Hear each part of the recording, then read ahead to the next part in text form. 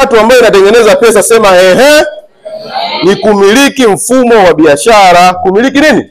Biashara.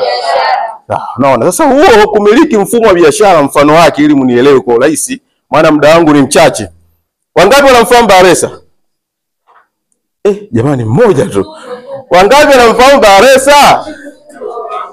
Bakhresa? Nadhani ni hivyo. Wanamsikia Sawa sawa. Baza kaleka sawa. Okay. Wangapi wanamsikia Bakhresa? Wote kumbe jamani. Sawa sawa. Sasa sawa. Sasa Bakhresa, kwa nini nimemtaja Bakhresa? Ili mnielewe vizuri. Mfano wa Bakhresa ni mtu ambaye anamiliki biashara. Kivipi? Wangapi hapo washai kununua ice cream ambazo ameziasisi yeye Bakhresa? Wangapi? Ni wengi, si ndivyo? Lakini ashai kukuuzia yeye mwenyewe Bakhresa? Ila unafahamu kuwa ukwaju una nani?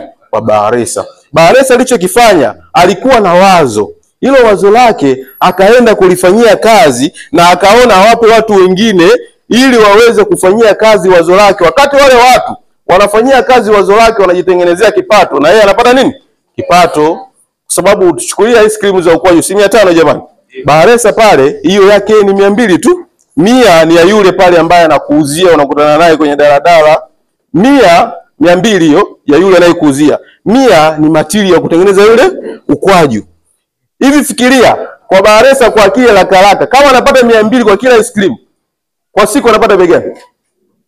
Anapata bei gani jamani?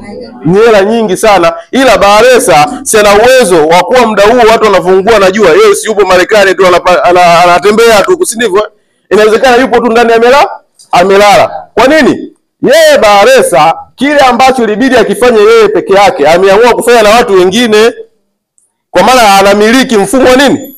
Wa biashara, anamiliki biashara. Waona ile wazo lake akaona yes, inawezekana nikafanya, ila bora ni share hii idea na watu wengine. Wakati wale watu wanafanya kwa sababu ya maisha yao na mimi napata kupitia wao, hiyo inaruhusiwa, ipo, ndio huo umiliki wa nini? Sasa huu mfumo ni mzuri kwa sababu huu mfumo unavyofanya unakupa uhuru kwanza wa muda, sema uhuru wa maamuzi na uhuru wa kipato. Kuna watu ambao wamejiajiri, kuna watu ambao wameajiriwa, wanaingiza kweli hela nyingi tu, ila hawana nazo uhuru nazo pesa zao. Yaani wapo busy, hawana uhuru na familia zao, si ndivyo? Lakini mtu ambaye anamiliki mfumo wa biashara, huyu mtu ana uhuru, sababu anaweza kaa na familia yake, anaweza akatumia pesa zake namna ambavyo anavyotaka, kwa sababu mfumo wake unajiendesha wenyewe. Kwa hiyo nyinyi hapo wageni ambao mmefika hapa, sisi tunafanya kitu ambacho kinafanania